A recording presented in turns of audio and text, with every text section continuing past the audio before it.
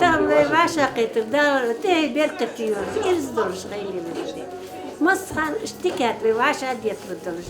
Da bort işte diye musul parlat diye. Nus ve iriz doluş diye kalkıyoruz. Berketimek. Amin. Amin.